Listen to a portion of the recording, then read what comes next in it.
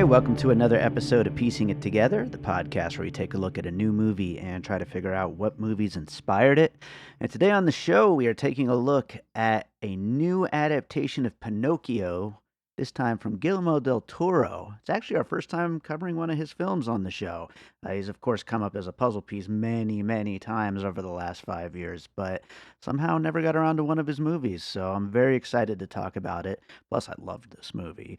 And we have two guests today from Because You Watched podcast. We've got Charlie Harris and Francesco Quario, and we got a great conversation. Lots of interesting puzzle pieces, and that's coming up in a second. Before we get to it, I do want to remind you, as always, to make sure you're subscribed to Piecing It Together wherever it is that you listen to podcasts. We are square in the middle of that end-of-the-year rush, and there are just going to be non-stop episodes. I don't even know where I'm going to fit them all in, but lots of movies to cover. So make sure you're subscribed so you'll find out about all the new episodes as they come. And, of course, you can follow us on social media at Piecing Pod, and join our Facebook group, Popcorn and Puzzle Pieces, where we continue the conversation about all the movies we talk about here on the show. And, of course, I have my new album, More Content, coming out, so I've got to mention it. Well, these intros will get a little shorter once we get to the new year, but right now I got to keep mentioning the new album. It's up for pre-order right now at the time that this should be up, and the actual album comes out December 30th on all the streaming. It's called More Content. We've got a couple of music videos coming, and we already have one out, and a lot of really great stuff coming, so keep an eye out for that. And yeah, let's talk about Pinocchio. All right, we're going to talk about Guillermo del Toro's Pinocchio, which is a really fun new version of this movie. A weird year where we're getting two. This is one of those things where every once in a while Hollywood will pump out two of the same concept, and maybe that'll come up later in the conversation. But speaking of twos, we've got two guests on this one. We've got Charlie and Francesco from Because You Watched. Guys, how's it going? Very well, thank you. Really well. How are you? Oh, I'm great. Lots of podcasting to do. It's that end of the year push, and there's too many movies to watch, but I'm trying to get them all in, and at least some of them are awesome, and I really enjoyed this movie. I don't know how you guys felt about it. We'll get into it as we're talking about it. I was not necessarily expecting to like it as much as I did. I mean, I like Guillermo del Toro, who doesn't, but like I really had a good time with it. Before we get into it too much, though, why don't you guys tell our listeners about your podcast? Right, so for the last nearly a year, we've been doing Because You Watched, which is essentially a podcast where we take a really well-known and very popular film and then use that to discuss films that are related or films that are similar or films that scratch a similar itch that we then compare and recommend to listeners. It's a way of using pre-existing canon to then talk about lesser-known films for people that are looking to expand the films that they watch. Yeah, and the alternative films that we present are purposely quite niche, or we purposely spend a lot of time looking for them, so it's not the obvious, first Google result that you'll find. Sure. Or at least that's the intention. Yeah, absolutely. And it's funny, when you guys got in touch with me, I'm like, it's not that far off. It's like it's its own separate thing, but like it's not that far off from what we do here in looking for these kind of connections to other movies. And, if you want to get into other films that deal with similar themes or come from similar places, and it's an interesting way to go about doing it. And I know we're talking about getting me over on your show one of these days soon. I'm sure it's going to be a fun time when we get to do that, and I'm happy to have you guys here to talk about Pinocchio today. Yeah, it's nice for our podcast to have a cousin. Yes, absolutely. Yes, definitely. So before we get into it, did you guys watch the other Pinocchio this year? I have, you haven't. Is that right, Francesco? Yeah, I couldn't put myself through that. Sorry. That's how I felt, yeah. The Robert Zemeckis one. Yeah, absolutely. Because, you never know so how many bad. Pinocchios are going to turn up, because you could be talking about one I've not even heard of, because That's true. for some reason people are always adapting it. Well, there's technically Yeah. 3 this year. There's the Russian CG animation with Really? that terrible trailer. Right. Yeah. That's With right. Pauly Shore. I don't remember the cast. Sure. I'd watch that one before the Zemeckis one. But this one, though, I was saying that I wasn't necessarily expecting to like it that much.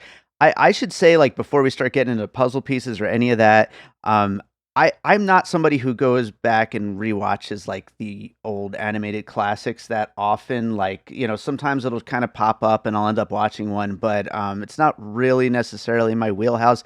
I don't think I've seen like the old Disney animated Pinocchio since I was like maybe 6 or 7 or something like that. And I even get some of these mixed up. Like for a minute, I thought Tinkerbell was going to be in this. Like that's how kind of mixed up I was on my Pinocchio.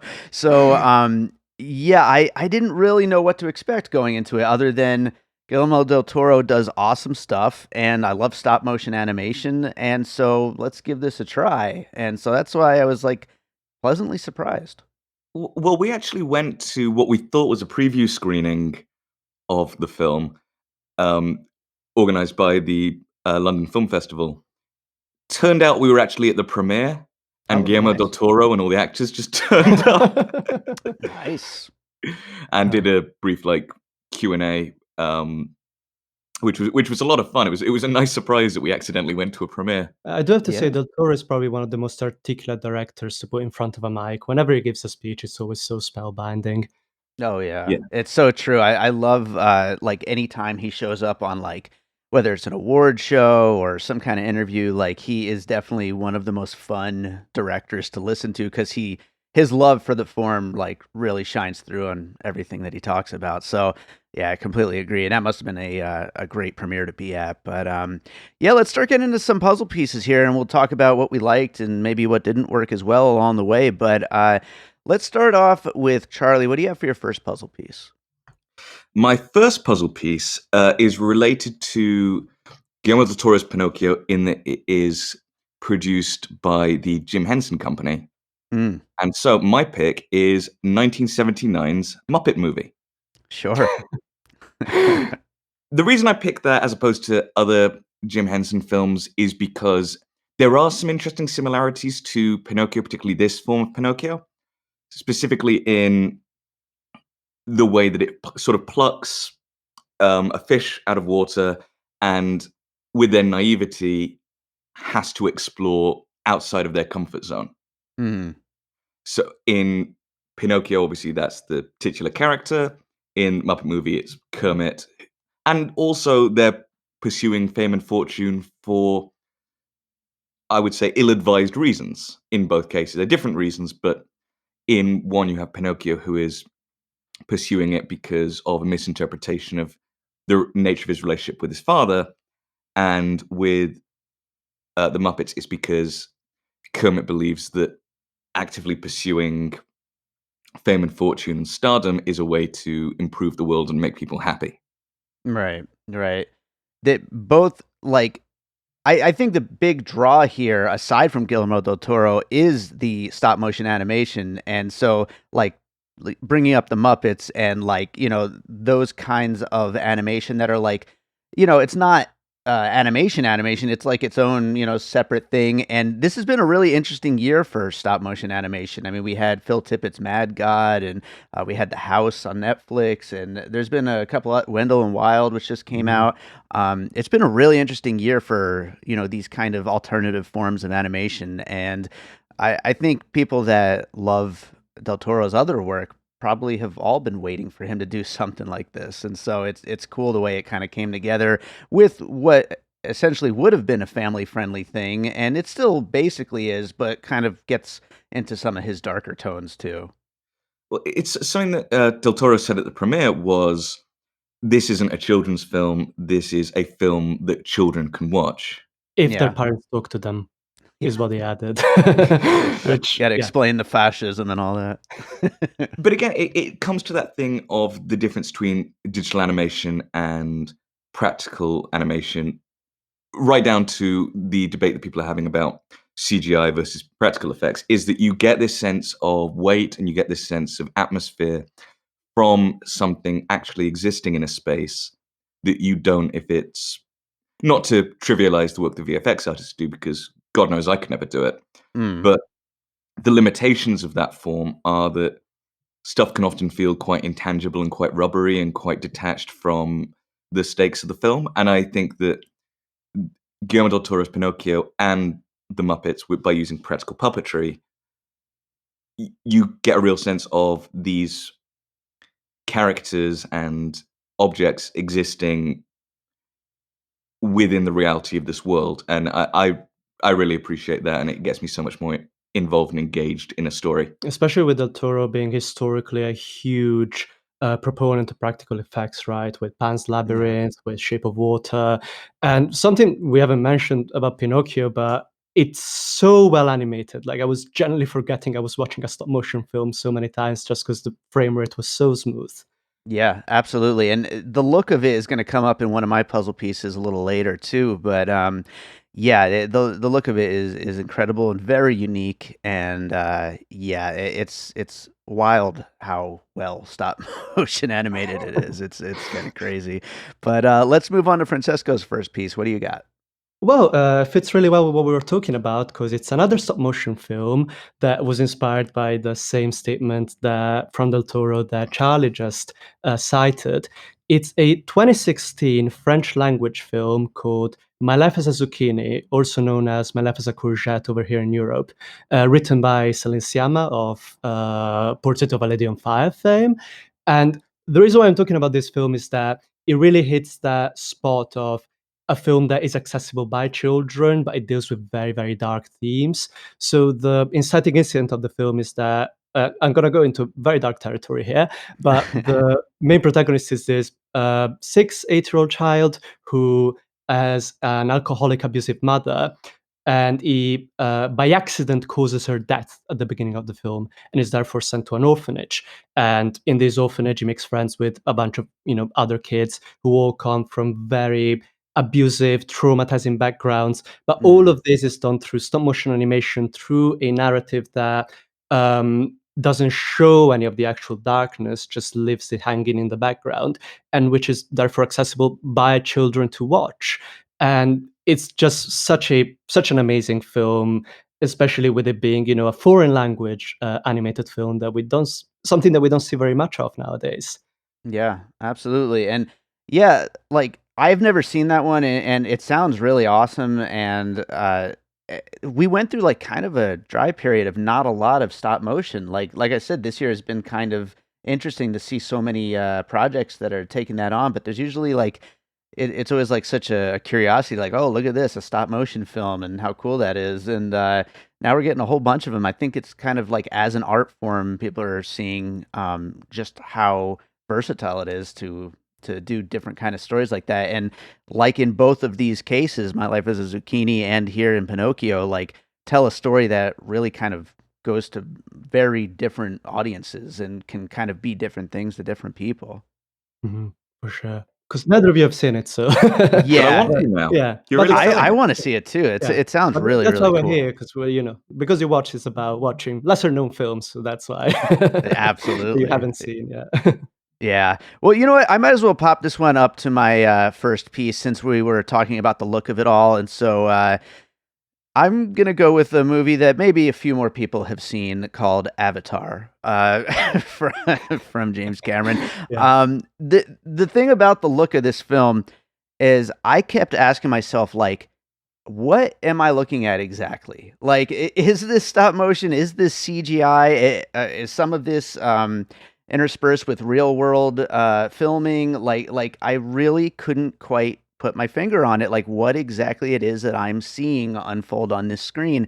And that is the exact feeling that I got when watching Avatar for the first time in the theater, where it's like you really can't tell, like, is this computer generated images that I'm looking at? Is it live action? Is it just straight up animated? And that blending of styles really creates something unique and that you've never really seen before. And whereas, like, you think of stop motion, you think of like you're seeing the fingerprints and all that stuff, and you think of like the kind of jerky animation that like kind of comes with that style normally. This just doesn't have any of that, and it kind of leaves you wondering, like, exactly what goes into the making of a project like this. And I think that uniqueness is something that I'm sure Del Toro, it was part of the idea. Like, I don't want to make just a stop motion. I want to make something that's gonna, feel like something you've never seen before, especially with adapting a movie that, a story that's been told so many different times before. I mean, you really believe that Aang is properly fighting the Fire Nation Yeah. in some of those airbending scenes. Oh, the Oh, Shyamalan that version. one, sure. That's what we're talking about, right? M. Night Yeah. Shyamalan's Avatar: The Last Airbender. Yes, definitely. Yeah. No, but no, regarding Avatar, there's the endless debate about, does Avatar deserve its place as one of the highest box office successes of all time? And the other day, I saw the Way of Water trailer in the cinema, and I couldn't care less about the narrative of the Way of Water. I want to see that film in the cinema. Just Mhm. having seen that trailer on the big screen, I'm going to see that on the big screen no matter what.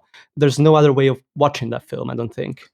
I think the way that Avatar really set itself above and beyond, even if I'm not the biggest fan of that film in particular, what really impressed me about it is, like Pinocchio, there is this really well-realized environment and ecosystem that the characters and the narrative are both existing in.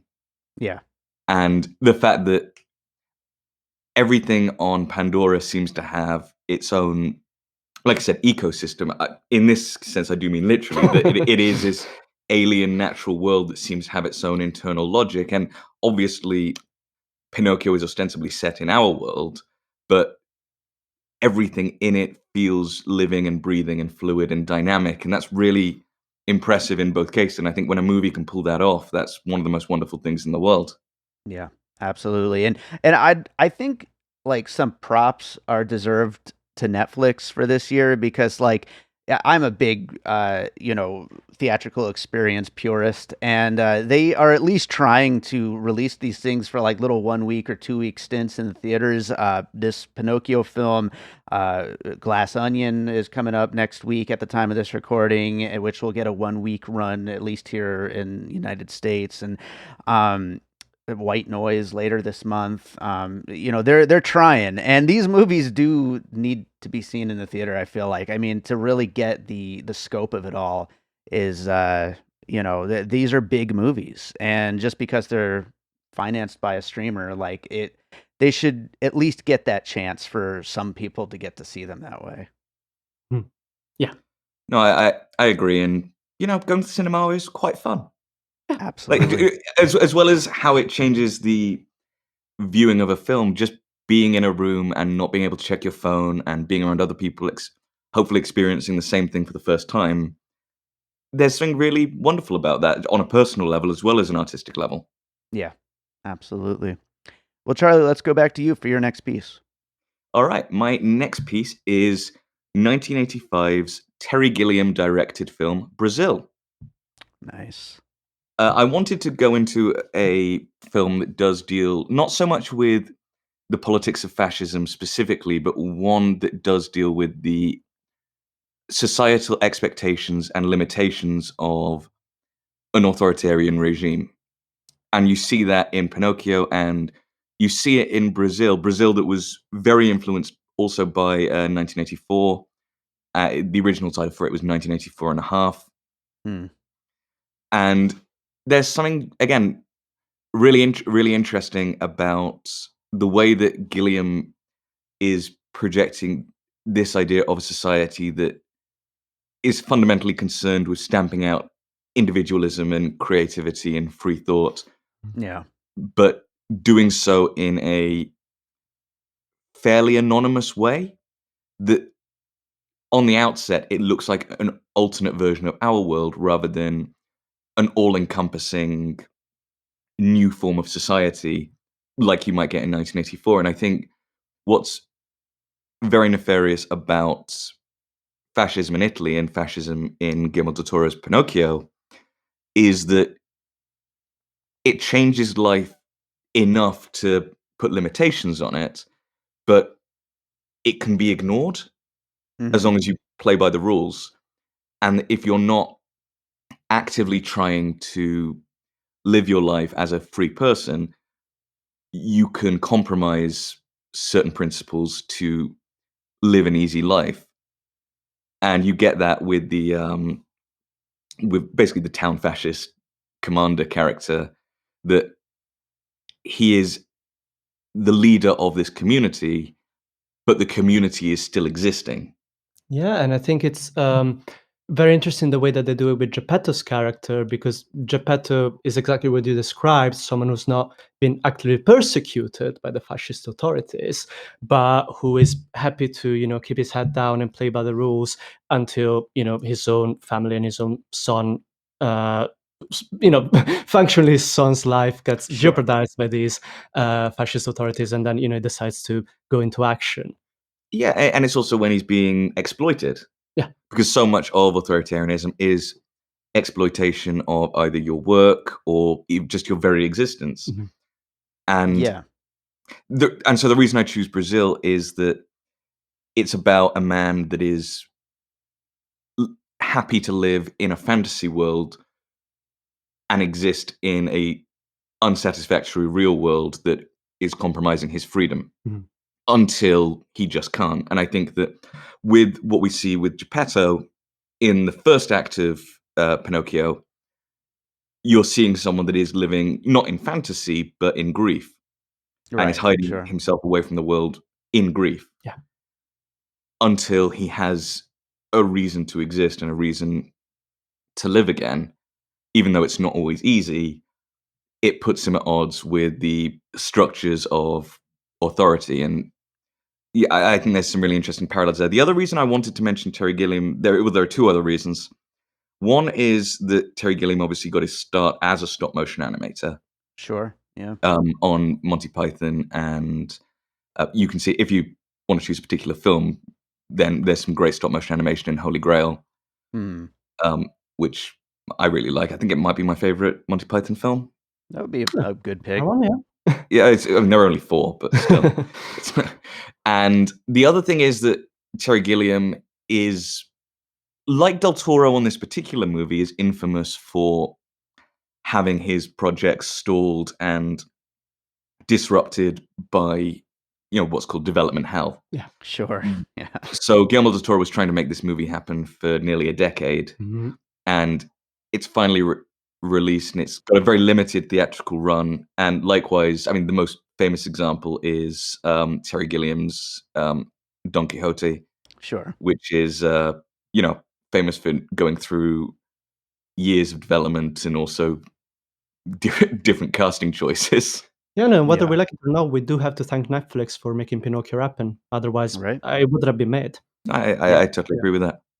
Absolutely. And yeah, that I remember, like, just a few years ago, he had mentioned that this was like kind of dead in the water and it just not happening. And here we are today. But yeah, Brazil's a really interesting one. This kind of goes back to what I was saying before we started the conversation of, like, that I don't know the Pinocchio story that well. I have to assume there's not much in the way of fascism and authoritative governments in the original. And I think mixing these two very disparate ideas, with a musical, there's some incredible musical numbers in this as well, and the form of stop motion. I mean, there's just so much being layered into this. It's not surprising that he kept pushing and kept wanting to make this thing over the years. I mean, it must have all just been like this long gestating idea of, like, God, if I could put all these things together, it's going to be something special and magical and kind of capture that same magic that the original Pinocchio story captured. Yeah, and Del Toro mentioned that his impetus in choosing this setting is because he reads Pinocchio as a celebration of disobedience, which is something that, seeps into so much of his early work, like Pan's Labyrinth, The Devil's Backbone. Like, a lot of his early films are set in under a fascist regime with children as the main protagonist. But Pinocchio is the quintessential, like, let's celebrate, going against the grain, skipping school, not doing what adults tell you, because you feel like doing something else or because you feel like that's unmotivated. And Del Toro really wanted to celebrate that. So this setting is really conducive to that theme. While you're talking about it being a musical, I think it just might be worth to go back to the Muppet Movie for a second, because that is also a musical with some absolute bangers. And Alexander Desplat is a wonderful composer in Pinocchio, but the music is done in part by Paul Williams in the Muppet Movie, and I think he is a wonderful songwriter. And you might know him from Phantom of the Paradise by Brian De Palma. Sorry, yeah. Or as the writer of Bugsy Malone. Oh, there you go. Are you laughing at Phantom of the Paradise? It's that's for another episode. Yeah, right. I mean, Because I I talk about it a lot. love mentioning any movie along the way, but that's a great one to pair with Pinocchio for sure. But It was up there. let's move on to Francesca's next puzzle piece. What do you got next? Well, since we're on the subject of the fascist Italian setting, my next puzzle piece is Federico Fellini's 1973 Amarcord. And why I chose this film out of the many, films about fascist Italy is that this is specifically from the perspective of a small town Gentile community. You don't really see many of the atrocities that the fascists were committing, in the concentration camps, that it's all from the perspective of this Gentile community, some of whom are outright collaborators of the fascists, some of whom are quiet dissenters. And the central dynamic of the film, first of all, it's a bit of a dark comedy. It's not a very somber film, much like Pinocchio is. And secondly, the central sort of focus is the family dynamic. It centers around this small family nucleus where you see the father being someone who gets picked up by the fascist police and put under torture. You get to explore the entire town and meet all of its individual, very colorful characters. And just in general, as this ethos of a small Italian town in that period, that it's not really about any historical figure, any specific historical event. It's more about the experience of living under fascism, how that is, even when you're not something who's on paper actively being persecuted by the regime. Sure. No, absolutely. And I've actually never seen Amarcord. Like, it's come up many times on this show, and it's been on my watch list for a million years. But yeah, as far as like that tapestry of the town and all these people who are going about their lives, even with that threat above them, I mean, it's an interesting setting, and you can imagine where the idea to kind of mix these things together, as we were talking about with Brazil, it provides for such a rich world to have these people trying to go about their lives under. Yeah, the other thing, just to weigh in on Amarcord, is that it does very effectively parody zealous fascist figures. Yeah. Mhm. And I think there is quite a neat parallel that the one time you see Mussolini in Amarcord, it's a big decorative head that's talking, Mhm. and it's a banner, isn't it? Or it's a Yeah, sign. it It's talking, and I think there's something quite similar to the way that Mussolini himself does appear in Pinocchio as this very small, very childlike figure. Which Yeah. I think is something that Pinocchio does very well, is that despite being a film, as we said, accessible by children, it never dumps down or understates the threat of fascism Sure. and just the frightening nature of it.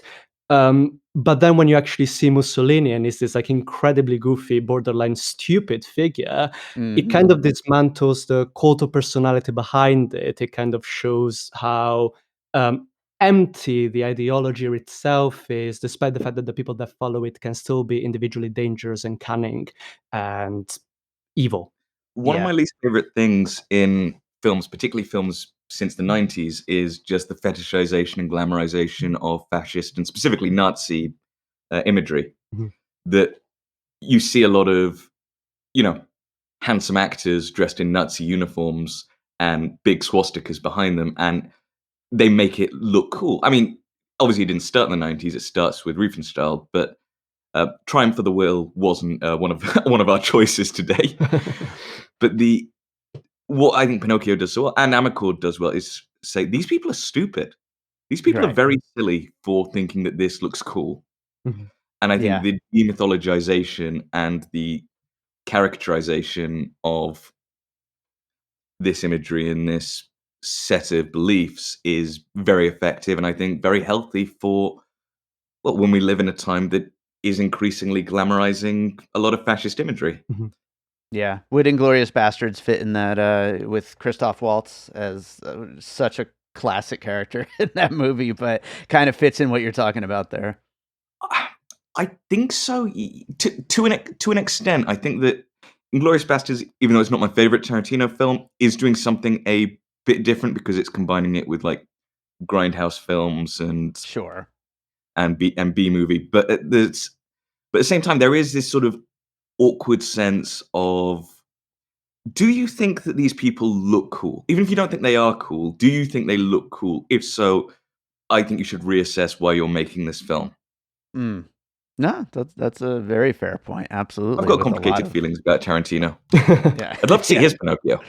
Oh, sure. Everyone should have complicated feelings about Tarantino. But I'll go on to my next piece, which is going to be 2001's AI, Spielberg's completion of the final Kubrick project, which kind of, itself is inspired very much by the Pinocchio story, the classic Pinocchio story, about this artificial child learning to be accepted in the world, and all the good and bad that's in the world and in family and in connection with his human counterparts, and again also mixes very well the dark with the more warm, and it's almost like mixing the Kubrick with the Spielberg in the way that AI turned out, and a very just multi-layered story. There's so much to AI, which also leads to the runtime, but there's a lot to dig into with that movie.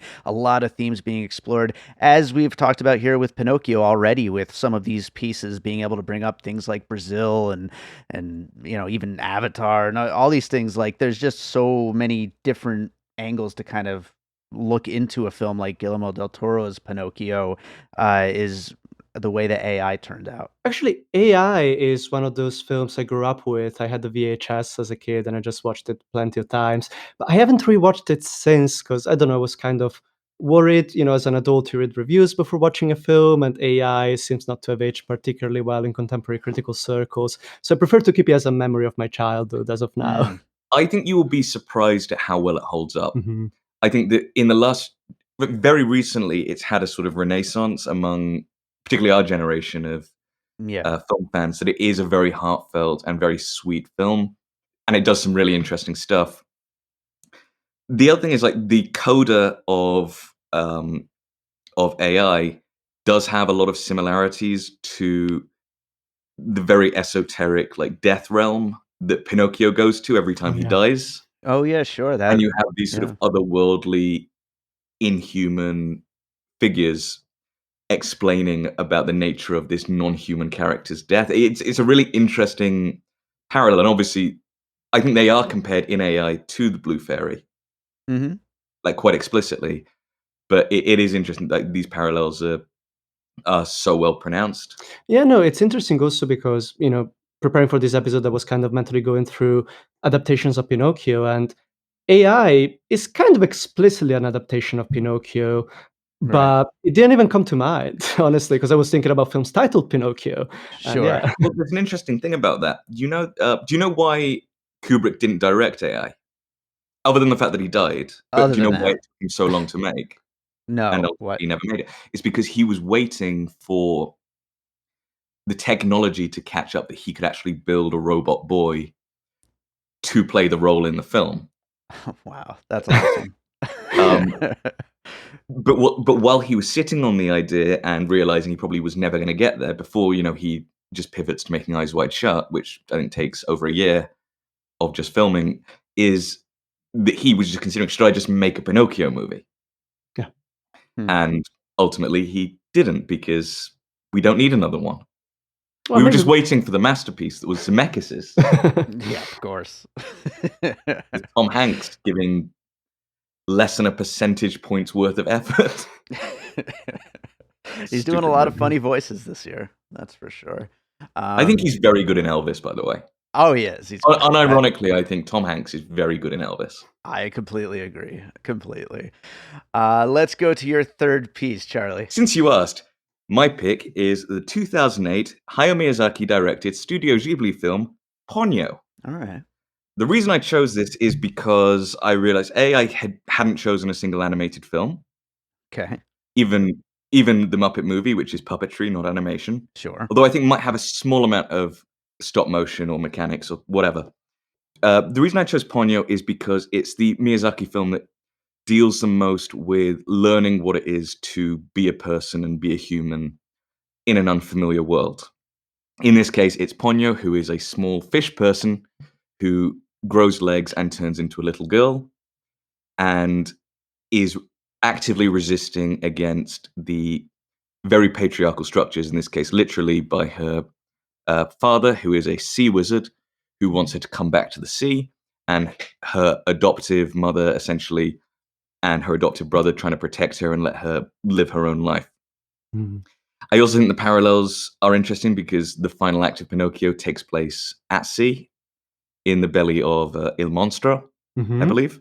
Yeah. The And dogfish. is that it? Yeah. In Ah. this version, it's after the original novel. It's the dogfish. Okay. I like that. Yeah. Maybe I'm getting confused with the That's Disney the Disney version. version. It's It Il is Monstro. Il Yeah. Monstro. That's my bad. And the final act of Ponyo takes place in essentially the ocean has taken over this entire Japanese town and everything is underwater.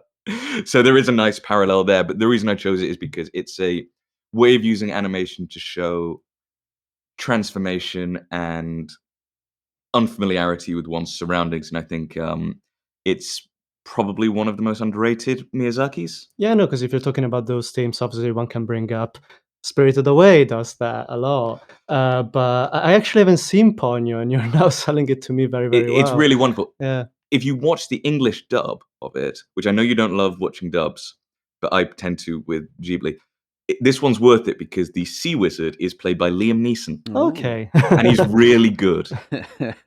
Nice. Have you seen Ponyo? I actually have not. No, Studio Ghibli films are a big blind spot for me. I haven't seen any of them actually, and one of these days I'm gonna just have to like marathon a few of them or something because they come up all the time, and they're so beloved, and it sounds great everything you're talking about there, and those particular parallels that you were drawing, it makes it sound really like a really awesome film.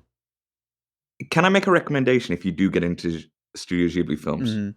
Is don't just watch, or even don't just start with the most famous ones, because something that I found is so wonderful about those films is that you can find one that really speaks to you personally. Mhm. And I think if you default to watching the most popular or the best regarded, and you think that this is the ultimate pinnacle of what they're doing because other people say that that's so, I think you miss out on the experience of finding one that can be very personal and very individually close to your heart. I also think that's worth it because there isn't a bad one. Yeah. Yeah. Also, don't just stop at Miyazaki. There are so Yeah, no, many it's directors. it's a big Yeah. studio. Yeah, Yeah. absolutely. Well, Francesco, let's go to your third piece. Well, once again, fits in very well with what we're talking about. In this case, I was particularly thinking of unconventional fairy tale adaptations. And Guillermo del Toro is a huge fan of Beauty and the Beast. He named the Jean Cocteau's adaptation of Beauty and the Beast as one of the 10 greatest films ever made. Obviously, a huge influence on The Shape of Water. Yeah. But that's not the version I want to talk about today. The version I want to talk about today, which I'm sure neither of you have seen, is the 1978 adaptation of Beauty and the Beast by Czech director Uri Herz. And the reason why I'm bringing this seemingly out of the blue is that Herz was mostly a horror director. And he makes his adaptation of Beauty and the Beast that has a lot of horror elements in it. The castle of the Beast, instead of looking at its traditional, like lavish castle with a bit of overgrown weeds here and there, looks like a proper horror movie setting. There's literally like a puddle of like ooze in the middle of it. Everything is like drab and dilapidated. And the Beast himself has got such a unique design because in this version he doesn't look like a guy in a furry costume. I want to say, it doesn't look like his usual like lion slash dog self. He looks like a bird. Mhm. So all the human features are completely indiscernible in his face, other than his eyes. He looks completely non-human, and which is why this version has almost a Cyrano de Bergerac type of plot to it, where the beauty doesn't actually see the beast until the very, very end, because he keeps himself hidden away from her. And so she falls in love with his voice and she falls in love with his words. And then only then does she get to see how he actually looks like. And the reason why I'm bringing this version up is because we haven't mentioned, but Del Toro takes so many horror elements in this version of Pinocchio. Yeah. I've looked at all of the scenes of all the adaptations of the moment when Pinocchio comes to life. And every single time it's a magical moment, it's a beautiful moment. Even in the original story, Geppetto always makes Pinocchio because he wants him to come to life. But in this version, Geppetto makes Pinocchio in a drunken stupor. And then when Pinocchio comes to life, he looks like a horror monster, like his limbs are disjointed, he's like cranking himself back into place. And it's shown as something almost like terrifying that Geppetto has to deal with now. And that's why I really wanted to bring up this version of Beauty and the Beast, because the use of the horror elements, the creative costume design, which is something that is super pervasive throughout the whole of Del Toro's filmography, especially his live action films. And just I wanted to bring in probably my favorite adaptation of Beauty and the Beast, but the one that no one has seen. So yeah, I've never seen that. That sounds great. And I while you were talking, I brought up that picture of the beast, and I mean, it's what a crazy design. Yeah, that is that's awesome. And I'm not including this as a puzzle piece for me, but to some of the things you were just talking about, I guess we could throw in as a bonus puzzle piece Frankenstein, which I think is definitely being kind of invoked here in the way that the townspeople react to this version of Pinocchio, and again to just using horror imagery in telling the story. Yeah.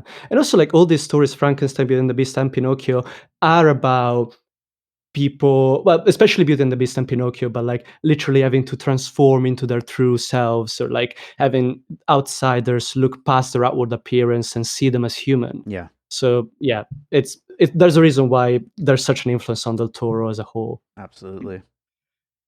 Well, I'll go to my final piece, which, we've talked multiple times about Zemeckis' Pinocchio that came out earlier this year. And back in 2018, there was also a Disney remake of a classic cartoon movie. It was The Jungle Book. And then at the same time, Andy Serkis made a darker live action take with Mowgli. And so I figured I'd use that as a puzzle piece here, just to talk about just the making of this, the idea that two completely different takes on the same subject could, be made with vastly different tones and different approaches. And while this one, we've talked about, there's still, a kid could watch it and there's still fun to be had. And it's actually really funny in parts and the musical numbers are great. It's definitely a much darker take on the material overall. And like we were talking about the horror influence on it. And just to be able to go in two completely different directions in the same year even, Mowgli definitely comes to mind. I will also just point out, Mowgli, another Netflix movie. That's true. Absolutely.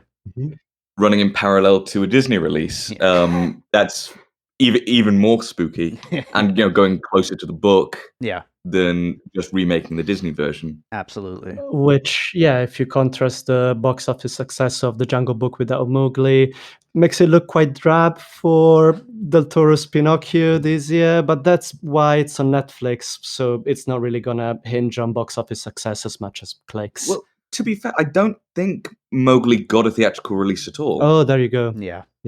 That was an era when Netflix was still holding every single one of its originals for strictly Netflix and not putting it even for a week in the theater. That's true. Yeah. Oh no, there was a theatrical 3D release. There was a release. Ignore that. Oh, really? I mean, anyway, let this be a call to action of like, don't let. I mean, if you're listening to this episode, you probably have seen Pinocchio, but if by any chance you got to this point and you still haven't seen Pinocchio, don't let Pinocchio fatigue win over you. This by far the best adaptation this year. Personally, my favorite adaptation of Pinocchio ever made, but that's debatable. Yeah. Right on. I'm going to read down our finished puzzle list here, and then we'll get into some closing thoughts. We talked about the Muppet Movie, My Life as a Zucchini, Avatar, Brazil, Amarcord, AI, Ponyo, the 1978 Beauty and the Beast adaptation. We threw Frankenstein in there, and then Mowgli. Really interesting and very wide range of themes and styles within these puzzle pieces, going everywhere from really dark stuff to more family-friendly fare and animated and stop motion and live action, which, like we've been saying, I mean, this movie kind of does throw all that together into a really interesting, weird pot, which that's Del Toro for you. But do you guys have any closing thoughts? Anything we didn't quite get into while talking puzzle pieces? We'll go with you first, Charlie. Well, to be on brand, I think that on the one hand, you can say, if you like Guillermo del Toro's Pinocchio, check out any of these films. But likewise, if you like any of these films, then Pinocchio might also be right up your street for a variety of reasons. I really appreciate what Del Toro is doing and just sort of not just coasting on what people expect from him. And he's always pushing the envelope and doing something that is distinctly him. And in my opinion, doing a great job at it. Even when he makes a film that isn't his best film, it's always fascinating and there's always something to admire in it.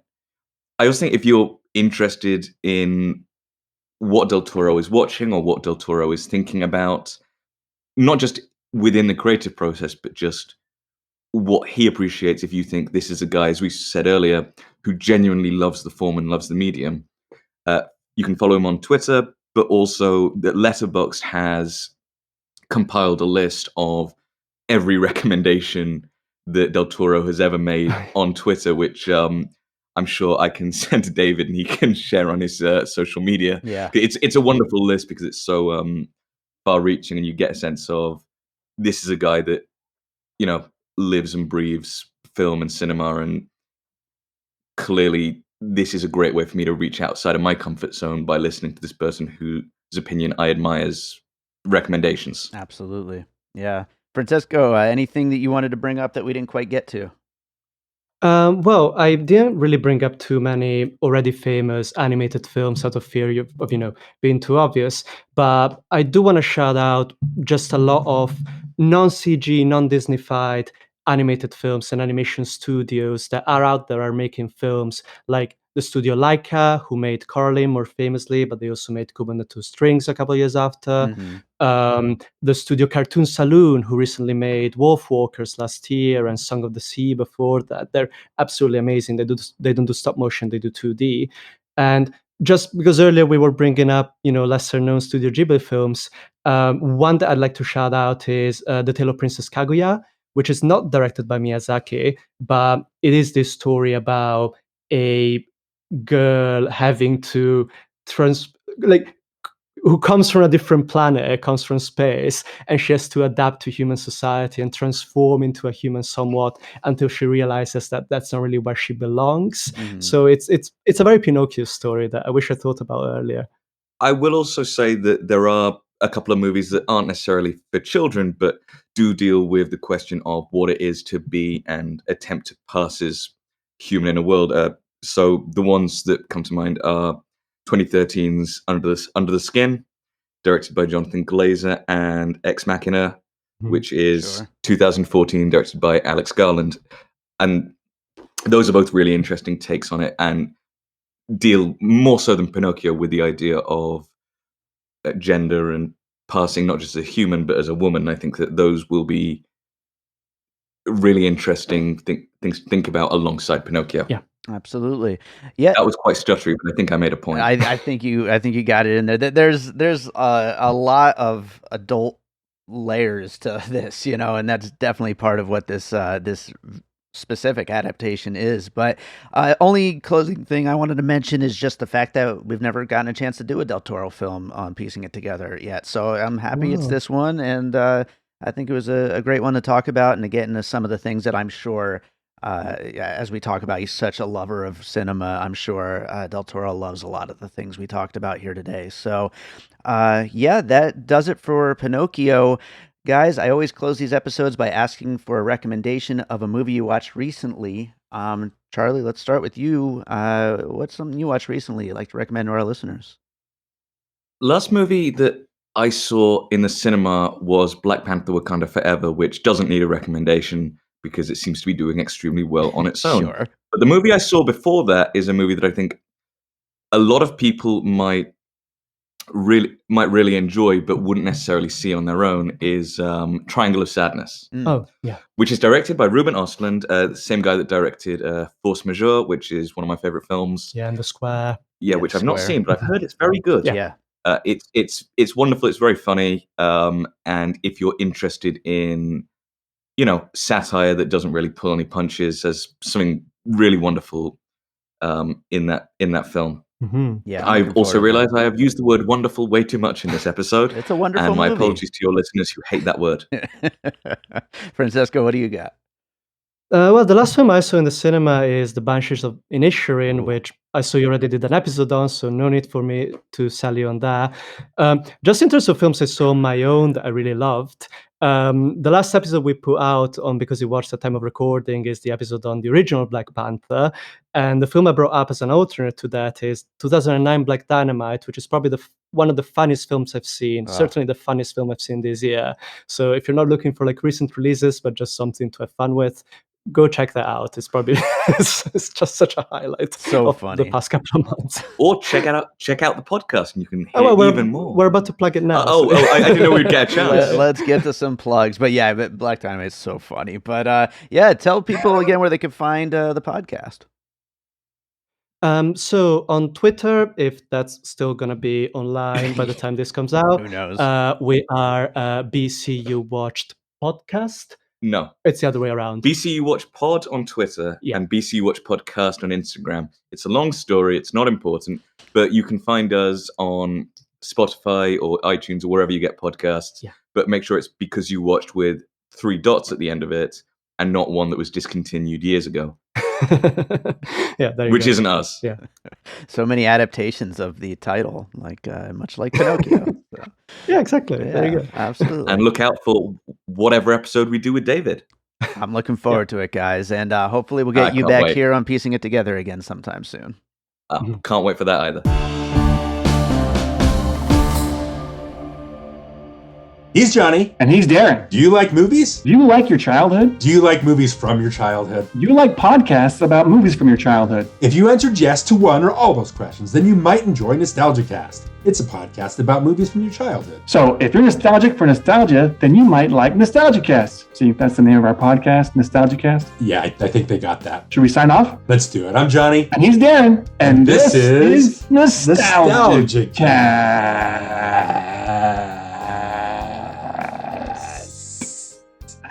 I win. All right, so I hope you enjoyed that conversation about Guillermo del Toro's Pinocchio. And I just want to say thank you for listening. We have a lot more Piecing It Together on the way, so make sure you're subscribed wherever it is that you listen to podcasts. And don't forget to rate and review. We'd really appreciate those 5-star ratings. It definitely helps to get the word out about the show. Of course, you could share the show, follow us on social media at Piecing Pod. Get in touch if you ever want to join me for an episode or if you need a guest for one of your podcasts. I'm always happy to do that. And yeah, there's also the Popcorn and Puzzle Pieces Facebook group. There's the Produced by David Rosen Patreon. There's my new album, More Content, coming up soon. Lots of stuff to check out. So you could check the show notes and please do that. Also check out our great guests' website and podcast. So let's close this thing out with a piece of my music like I always do. I don't know, I've been playing a lot of stuff from the new album lately, More Content, which again comes out December 30th and is available for pre-order right now. But I don't know, I feel like playing something else. So I'm going to play the title track from my 4th album, A Different Kind of Dream. This is a song called A Different Kind of Dream. Hope you enjoy it. We'll be back with more Piecing It Together real soon.